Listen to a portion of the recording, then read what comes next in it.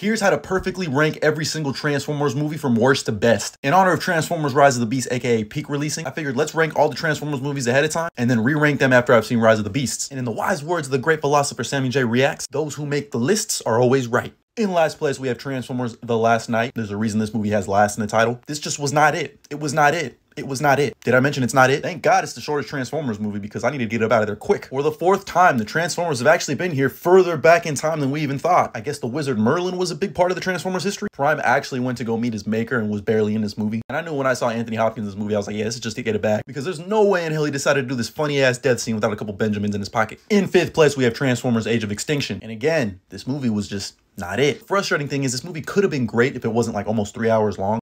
And it didn't have Mark Wahlberg. Because look, at the end of the day, I'm a simple man. You give me Grimlock and the Dinobot, Dinosaur Transformers, I'm gonna like it. And then you got Optimus Prime riding Grimlock. Not to mention that Lockdown was a pure menace in this entire movie. This is still fucking crazy, but it's overbloated, overstuffed. Over what? Sweetie, hand me my alien gun. As I drink a Bud Light, big product placements in this movie. And don't even get me started on the entire conversation they have on the legalities between these two's relationship. Like, who okayed that? In fourth place, I got Transformers Revenge of the Fallen. And when I was younger, I actually liked this movie. Upon a couple of rewatches, 2 packs of ass. The comedy is hit or miss. I mean, I'm just gonna put these two up on the screen and they speak for themselves. Shia LaBeouf in this movie was on another level. And is it really a Transformers movie if we don't hear Optimus every 5 minutes? I don't care what you say, Leo is the GOAT. But I think we just got a little bit too much of Leo. Not this scene though. This scene was great. Iconic. And Prime was in his bag. I am Optimus Prime, and I've got them things on me. He was packing up Decepticons left and right. The forest scene? When he died, I died. When he came back to life, I came back to life. That scene of Jetfire giving him his parts, come on, man. But it's crazy they relegated Megatron real quick to the Fallen. He was the Fallen's little bitch, which made Starscream his grand bitch, and the Fallen got packed up real quick. Into our top 3, we have Transformers Dark of the Moon, and all 3 of these movies are phenomenal, exquisite motion pictures. I will not be having any debates in the comments. These films